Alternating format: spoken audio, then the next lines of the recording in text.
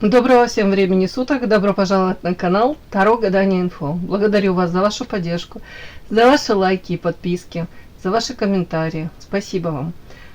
Девочки, для тех, кто не смотрел мое обращение ранее, я повторяю, до конца лета мои видео, возможно, будут выходить не каждый день. Я физически просто не успеваю.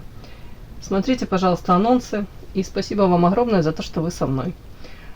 Сейчас тема расклада звучит так. Какой мужчина хочет с тобой поговорить? И о чем, собственно, он хочет с тобой поговорить? Девочки, делаю вашу сигнификацию, да? Если резонирует, вы себя узнаете, значит, есть смысл смотреть до конца. Один вариант. Итак, какая девочка пришла на расклад? Ух ты! В паутине у дьявола. Муза. Запуталась, бедная муза. А может и не бедная, может обеспеченная. В дьявольских силках, да, как говорят. Еще и луна выскочила. Прям какой-то магический замес. Какая вы? Молния кого-то шандарахнула в макушку. Неожиданно. И рядом карта новостей. Новости, да, какие-то сообщения. Интересно. Сейчас будем докладывать. Для начала уточним по дьяволу. Это вы у нас выходите дьяволицей? На вас дьявол. Вы? Это ваше окружение? Так смешно. Даже карма вышла на ваше окружение. Как будто бы вам нужно пройти какие-то уроки. Другими словами, научиться... может быть, фильтровать ваше окружение, уже, может быть, повзрослеть и научиться разбираться в людях, кого приближать к себе, а кого на вытянутую ручку держать. По дьяволу, девочки, не зря тут изображены эти селки, да, вот другими словами, тут паутина, паук и муха, жертва его. Я уточнила. Это очень похоже, вот это вот все вместе, на женщину, которая, ну, может, живет слегка как в иллюзорном мире. В каком плане? Людей видит лучше, чем они есть. Их считает их лучше, чем они есть. Опять-таки, вы муза, яркая, харизматичная, энергетически наполненная. Женщина, которая умеет привлечь к себе внимание, и этот фокус внимания удерживать. То есть разговорами, энергетика, тут самое главное. Позитив какой-то, желание жить, радоваться жизни. Понятно, на такой ресурс притягиваются очень многие. А по дьяволу, дьявол это, знаете, ну, вряд ли те люди, которые плетут сети какие-то вокруг вас, вряд ли они преследуют по дьяволу, ну, какие-то прям уж добрые, светлые у них эти цели. Скорее всего, это какие-то многоходовочки за спиной. По дьяволу это свои какие-то интересы, своя выгода, где-то желание вас использовать, где-то желание безнаказанно пользоваться ресурсом вашим, временем вашим, где-то энергетически подпитываться за счет вас. И вам говорят, показана карма, это урок, который вы должны, по этим картам мне вроде бы как вы уже его даже и прошли, честно говоря. Урок по поводу вот этих вот людей, которые больше потребляют и очень мало вам дают. Опять-таки, карма, ну, не зря, не раз и не два вас, скорее всего, вас уже как будто бы подталкивали к этому, к осознанию вот каких-то простых истин, которые, может быть, в детстве вам об этом никто не говорил, и не учили в школе даже, да. Такое странное просто сочетание. Тут, смотрите, на вас выпала карта парусник. Парусник это все прекрасное, что мы ждем, что он ворвется в нашу жизнь. И с приходом этого чего-то прекрасного, понятно, наша жизнь изменится в лучшую сторону. И вот тут на дьявола наложиться. Это история, что вы, вот, повторюсь, в каждом человеке можете видеть что-то прекрасное. Ну, по большому счету, это классно, наверное. Просто это чревато. Это чревато потерей вашего времени, чревато потерей, может быть, действительно вы будете давать шансы тем людям, которые этого не заслуживают, а люди действительно, которые к вам нормально расположены и готовы с вами выстраивать какие-то в долгую отношения, они пройдут незамеченными, так как будут вот эти у вас на горизонте, так как вот эти вот все ваше внимание будут поглощать. Это касается любовной сферы, да, мужчин и женщин, это касается друзей, какие-то, может быть, люди, с которыми, правда, вы могли бы там долгое время и плодотворно там коммуницировать, выстраивать классные гармоничные отношения, они могут быть отодвинуты какими-то потребителями. Хотела сказать по-другому. Так. Ну вот эти карты дальше. Это как вот видите, шандарахнула молния в макушечку и новости какие-то. И тут вечная невеста. Вот такое ощущение, если подряд все тут протрактовать, для вас уже вот это то, что я говорю, это вообще не новость. Это как будто бы вы это уже осознали. Более того, какая-то новость, какое-то известие, оно стало для вас таким, знаете, знаковым, где вы сами себе сказали: боже мой, сколько раз я по этим граблям уже бегала. Все, точка. И в очередной раз вам как будто подсветили, что вот если вы там старались, может, ради какого-то человека, или какие-то там у вас были иллюзии, то вот какие-то новости, какие-то сообщения, эти иллюзии, может, развеяли в прах. А вечная невеста — это вы, опять-таки, как обманутая в своих надеждах. Вечная невеста, я как всегда говорю, это карта женщина во всем хороша. Ну, во всех аспектах, во всех вопросах. Тут и с интеллектом все в порядке, да, знания есть, мозги присутствуют, и внешние данные, тут и способности, навыки, все есть. Но другое дело, что тут заниженная самооценка. Эта женщина прикладывает очень много сил для того, чтобы ее выбрали, ее одобрили, ее заметили. Ну, как будто бы, вот, знаете, если бы она добавила здорового пофигизма и занималась своими делами без оглядки на мнение окружающих, будь то мужчины какие-то, будь то друзья, подруги, коллектив, жизнь была бы намного проще и качественней. Да? Ну, мне так идет.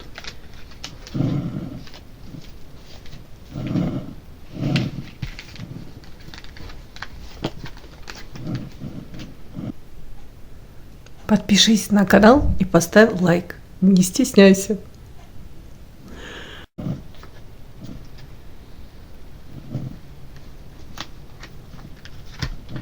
Какой мужчина хочет с тобой поговорить и о чем, собственно? Может, вы ему там одалживали, уж не знаю, 10 до получки там, или 100 чего-то, 100 евро. И он такой думает о вас и хочет поговорить и сказать: ну, в следующей жизни я, возможно, тебе отдам. Или одолжи еще 200. Так, ладно. Какой мужчина с вами мечтает поговорить? Какой мужчина хочет с тобой поговорить? О чем этот мужчина хочет с тобой поговорить?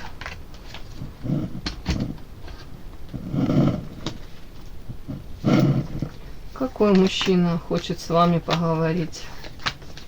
О чем он хочет поговорить, собственно?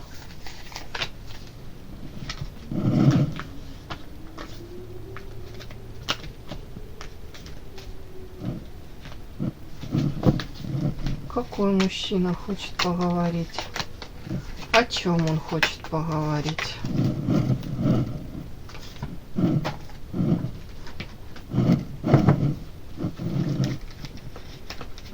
Какой? О чем он хочет поговорить? Начинаем. Какой это мужчина? Сейчас. Явки, пароли, имя, адрес.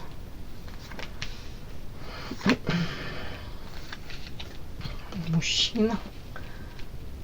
Ой, бог ты мой.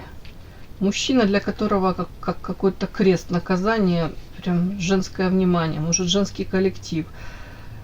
И его прям все естество, ну, не знаю, душа, все у него тут кричит: очищение. Может, очищение от прошлых каких-то связей. Может быть, дамочки его настолько достали, как бы это странно ни звучало. Тут почему-то... Сейчас есть такие странные карты. Так, правосудие, жатва.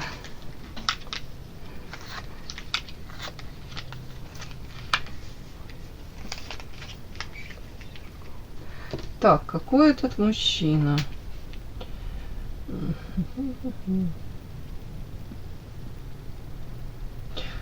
Тут так чудно. Очень велика вероятность того, что мужчина не свободен, женат. При этом он остается интересным, востребованным. Может быть, тут женщины сами в штабеля складываются, как будто к нему там что-то проявляют интерес. Вполне возможно, до того, как он женился, у него тут была бурная жизнь. Потом он тут старался, может быть, да, как вариант, переход на новый уровень. Это как будто бы по-другому как-то себя вести, может быть, с женщинами, с этими. Если там флиртовал раньше, давал кому-то, знаете, какие-то там, даже не то что шансы, а вот давал надежды на то, что с ним можно там построить отношения, да, при этом, ну, может быть, был не женат на тот момент. А потом такой период, он как будто бы, может, женился, и тут карта вот очищения, может быть, от тех прежних каких-то своих там похождений отказался, от своих каких-то, может, моделей поведения, да, назовем это так, он как будто бы, может, точку поставил. И карта жатва. Я хочу собирать урожай. Я хочу собирать урожай. Тут карта умеренность, гармония. Может, стал добропорядочным, или у него были такие намерения, тут искренне. Может, ребеночек родился. Ну, решил человек семейным стать. Хотел сказать, благочестивым. Но дальше история о том, что, судя по вот этим картам, ему как-то, как бы это нелепо не звучало, ему стало тут скучновато в семье. Ощущение, как будто бы, ну, наполнения нет в семье, вот любовных этих каких-то, не знаю, как это сказать, ярких эмоций, переживаний. По четверке кубков это, знаете, это разлиты чаши с любовью, еще вроде бы можно что-то спасти, но как будто человек особо и не верит, и мог сказать, что особо там даже уже мог и не прикладывать усилия какие-то. Дальше карты такие интересные. С одной стороны, вот тут королева мечей выходит, это может быть у него как претензия к его женщине, с которой он, допустим, проживает, и с которой он, может быть, у него как разочарование в любви. Ну, холодная довольно-таки женщина, как вам сказать, больше сфокусирована она на своем заработке, на карьере, эмоции держит под контролем, рамки, границы. Ну, как-то тут очень похоже, что у него разочарование во взаимоотношениях с этой женщиной. При этом карты дальше идут. Любовь, башня именно в этой колоде, это про стабильность. И карта тайна. Такое ощущение, как будто бы он тут мог встретить еще какую-то любовь. Потому что тут, так если поряд читать, то вот это как бы логично. Параллельно с охлаждением, да, во взаимоотношениях с этой женщиной, тут он мог встретить какую-то любовь.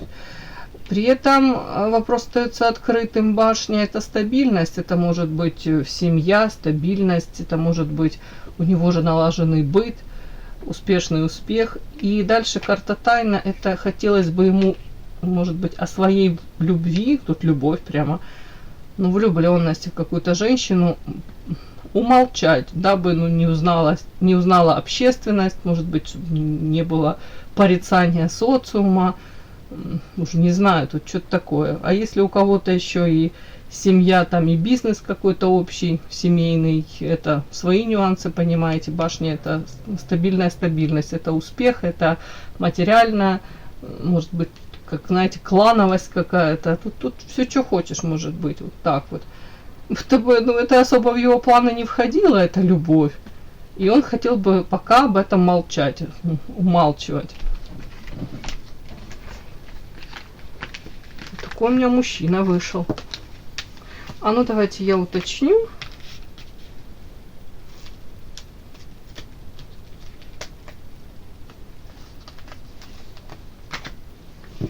Так. Королева мечей. Вот эта вот холодная дамочка. Извините. Она кто тебе? А, это женщина, с которой отторжение.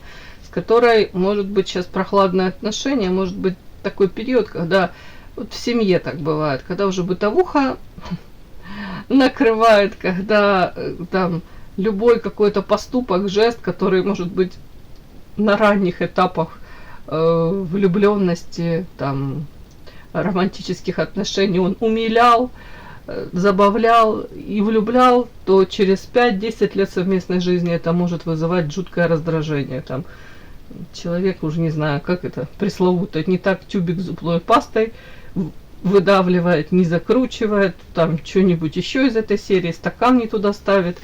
Ну, вы понимаете, да, все эти нюансы, которые на самом деле это мелочи, но они бывают в семейной жизни, очень раздражают иногда, когда любовь куда-то уходит, просачивается.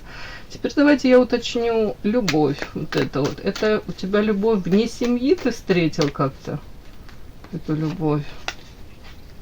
Нет, охлаждение. А о чем это? Что это любовь? Трудности. Любовь это твоя о чем? Кто это?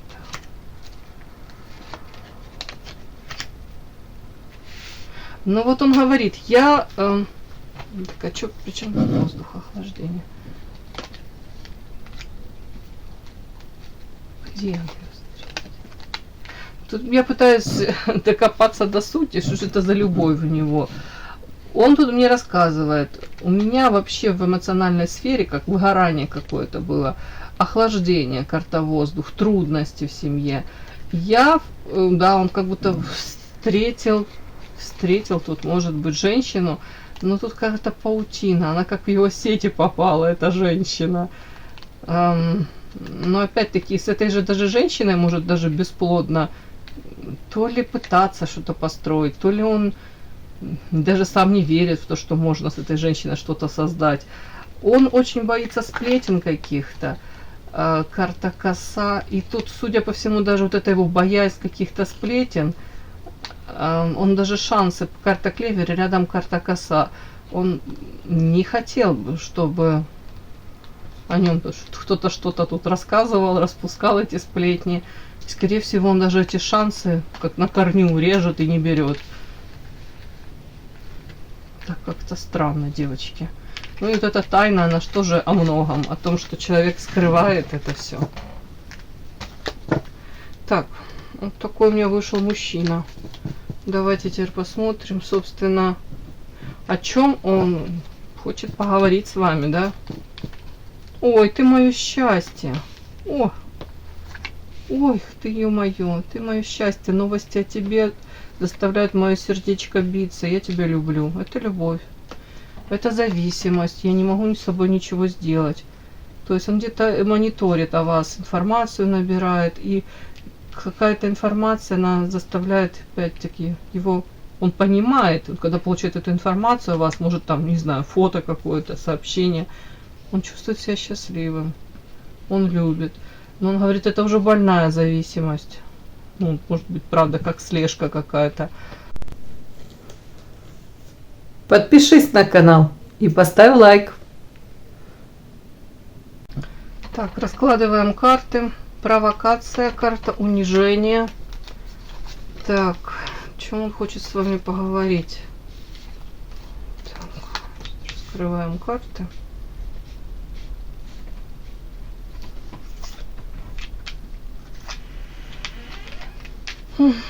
Прям по этим картам хочется сказать, он еще просит, чтобы вы его пожалели. Ну ладно, я шучу. Так, ладно. Тут я рассказала про счастье, про любовь, это все понятно. Зависимость. Тут у кого-то может прям проиграться история, если вы знаете, о каком мужчине идет речь. Тут могла быть очень некрасивая история. Он мог побояться того, что он там то ли в вас влюбляется, то ли он становится от вас зависимым. Прям это его могло прям накрыть это. И он мог тут устроить, ну, осознанно, даже неосознанно, не знаю, как вот просто боялся того, что, боялся своих чувств, боялся, может, того, что это перейдет на какой-то другой уровень, это привязанность, влюбленность. Он мог устроить вам провокацию и карта унижения. Видите, тут сидит инквизитор такой, и оголенная женщина у него перед ногами, ну, перед коленями тут оголенная, и толпа мужчин. И он этой плеткой еще пытается эту женщину как, ну, хлестать. То есть как публичное унижение. Смысл этой карты такой. Вы могли посчитать этого мужчину, когда вы его там встретили, замечательным, там, своей второй половинкой, тем самым, единственным. А своим каким-то поступком очень гадким, некрасивым, уж точно не мужским, он вообще какой-то такой гадкий поступок тут мог быть. Он вам дал понять, что он один из тех не очень хороших мужчин, да.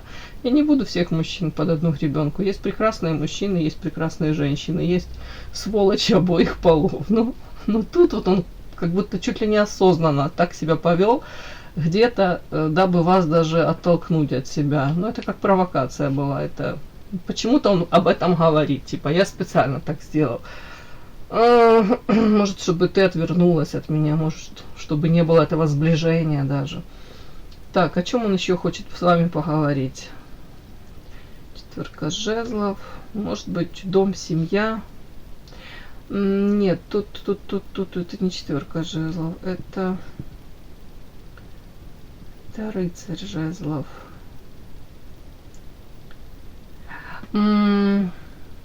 Может, побоялся он страсти, побоялся того, что он начинает к вам испытывать какие-то такие эмоции, которые он не может уже контролировать. Это его спугнуло. Опять-таки, это могло быть еще тут, побоялся идти в новое, неизведанное, но для него страшно было, страшило его это все. Где-то ему казалось, что он в пропасть как падает. Может, мужчина сам по себе привык, все контролировать, по полочкам раскладывать. У кого-то тут он говорит по иерофанту: я не свободен, может быть, даже венчанный, я несу ответственность за что-то. Для меня ты настолько манкая, ты настолько притягательна, ящик Пандоры, от тебя невозможно отказаться, но это чревато, это очень много последствий после этого будет, если я проявлюсь. Меня и тянет к тебе, и пугает эта вся ситуация, и ответственность, и реально соломки, не то, что хочется подстелить, он вообще как в бездну какую-то падает. При этом жезлы, страсть, тут и любовь, девочки, давайте так честными быть, тут любовь, он говорит, зависимость, страсть, я чувствую себя мужчиной рядом с тобой, его тело реагирует на ваше тело, да, давайте так. Первая карта счастья. Он прям почему-то, в принципе, вас воспринимал как свое счастье. Дальше карта перекресток. Это из магической колоды кусочек, но я буду это читать. Перекресток, он говорит, у меня есть выбор. Я прекрасно понимаю, что у меня был выбор, да, о чем он хочет поговорить с вами, о чем он разговаривает. То есть я могу пойти одной дорогой, могу пойти другой. Я все это как будто бы то ли понимал, но тут он устроил эту провокацию отчасти для того, чтобы, может быть, даже назад дороги не было. Тут тоже так можно прочесть. Хотя рыба это удача, это шанс. Тоже можно прочитать, знаете как, он может говорить, если он там не свободен, женат, то он может говорить, там, в семье меня любят, для меня очень важно, очень ценно то, сколько я, допустим, вложил в эти какие-то взаимоотношения, там, если он с супругой, с детками, допустим, да, то он говорит, это же не просто так, это все разрушить, то есть оно же создавалось когда-то может быть, тоже из любви, на тот момент, может быть, это был для него желанный выбор, и он, наверное, не так на пустом, знаете, как на пустом месте вот просто решился и женился. Нет, для него это тоже было, наверное, важно, ответственно. Вот как-то вот тут оно может об этом говорить, о том, что это для меня тоже очень ценно. Но в то же время можно сказать, что он понимает, что встреча с вами это тоже удача неимоверная. Что, может быть, никогда он никого другого такого он точно не встретит. И может быть даже такой любви, счастья, ощущения. Плюс страсть, это все вместе, вот этот накал страстей, может он тоже, как бы он и не ждет, и может быть больше никогда у него в жизни этого и не будет, именно таких эмоций. Но давайте я все-таки уточню, о чем эта карта рыбы, это удача, это по поводу вашей с ним встречи.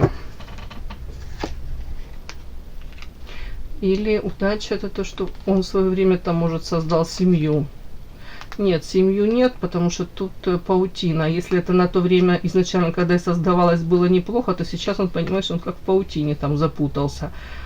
А по поводу вас удача. Удача тут, смотрите, карта человека, который разбрасывает деньги. Но, скорее всего, это удача, что вообще вы ему встретились. И вот шансы даже были даны. Удача, что вас судьба вместе свела. Просто другое дело, будете ли вы ему еще эти шансы давать или нет. Вот как-то такой еще мне вопрос. Ну, тут карта прям на семью. Тут все карты говорят о том, что действительно вы для него это счастье, и с вами можно и семью создавать, и вы для него муза яркая, харизматичная. Тут как будто бы вы действительно ему, вот, не люблю вот эти выражения по судьбе, да, ну тут прям чуть ли не вы его вторая половинка.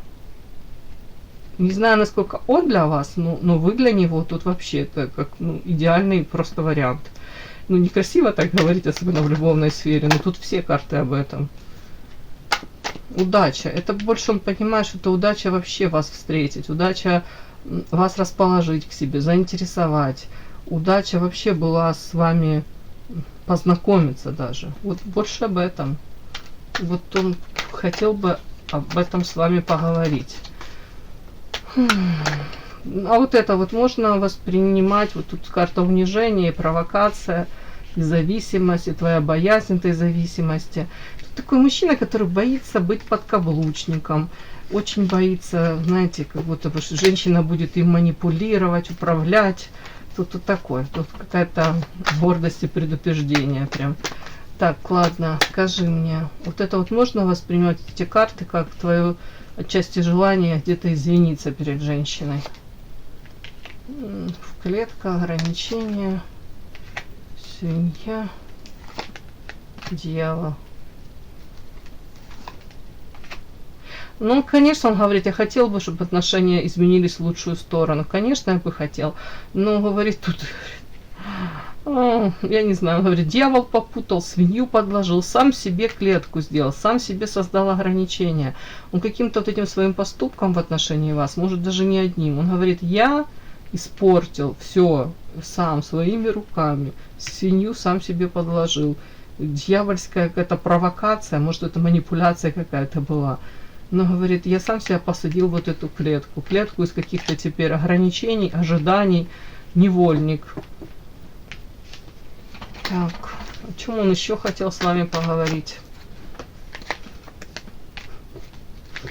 Очень интересно.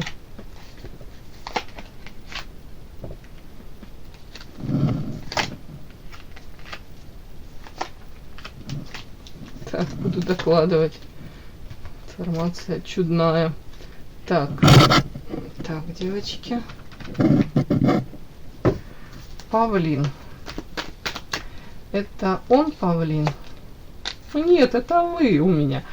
Я же уточнила, мне прям интересно. Карта вопрошающий. Он вас считает... Прям смешно, извините. Может, вам и не смешно, конечно. Он вас считает женщиной, которая распушила перья, цену себе не сложит, показывает себя в каком-то выигрышном свете, может, тут наряды меняет, любит себя, любимую. Это вызывает у него ярость. Ну, понятно, вы привлекаете еще внимание других мужчин. Тут как сладкая конфета вкусная. Многие облизываются на вас. Может быть, даже комплименты говорят. Там. Он подозревает, что тут толпы каких-то ухажеров, а вы от этого кайфуете. А вы перышки свои начищаете, цветете и пахнете. Это вызывает тут ярость, злобу. Он за вами постоянно наблюдает, следит. Говорит, это роковая женщина, это фатально. Причем тут дальше не могу понять финансы и оборотень. О чем это? Ребенок. Род. И разбитое сердце. Ну хорошо, я могу это протрактовать так. Он говорит, мне нужно заботиться о своей семье. Тут может быть ребенок, у кого-то, если это уже ребенок вырос, может там недвижимость даже ребенку, поступление в какие-то институты. Но вот тут вообще опять род, ребенок, и все это доставляет ему боль. Что именно? То, что ему, может быть, приходится вот жить в семье, и он чувствует, говорит, я как оборотень. Говорит, допустим, говорит, в семье играю роль там, ну, не знаю, кормильца, добытчика, да, выполняю эту роль. Ради ребенка, ради рода, семьи. А на самом деле у меня разбитое сердце, и, может быть, говорит, где-то информацию о вас получает, о вас именно тут. И это вызывает у него ярость. Он за вами следит неотрывно. И это говорит какой-то злой рок. Говорит, как будто две жизни проживаю. Тут он себя называет этим волком в обличьей шкуре. Ой, что я сказала? В овечьей шкуре. Волк в овечьей шкуре, да. Так, давайте я еще на всякий случай, контрольный для вас, вытащу еще эротическую колоду. И посмотрю, о чем он еще хочет поговорить с вами. Угу. О чем он хочет поговорить с вами?